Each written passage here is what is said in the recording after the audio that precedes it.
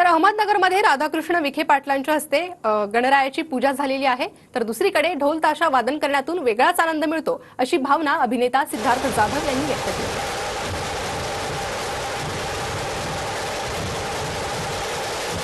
सिद्धार्थ जाधव आपल्या सोबत सिद्धार्थ काय सांगशील?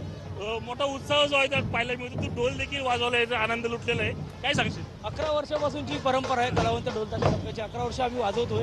11 वर्ष आणि मजा येते, कारण त्या उत्साह एनर्जी तुम्ही बघत असालच ज्या पद्धती आहे। सौरभ गोखले आणि सगळी टीम ज्या पद्धती 1-1.5 महिना आम्ही प्रॅक्टिस करतो। मुंबई पुण्याचे कलाकार एकत्र येऊन हे वाद्य म्हणजे ढोल वादन करतात आणि एनर्जी अशी 11 वर्षांनी अबाधित राहते त्या कुठेतरी कारणरूप उत्सवाचं स्वरूप बदलतेलं पाहिजे माहिती का? डीजे असेल किंवा लेझर लाईट, ते लेझर लाईटवर आता बंदी आणलेली, आवाजावर कुठेतरी मर्यादा पाहिजे असं वाटतंय का?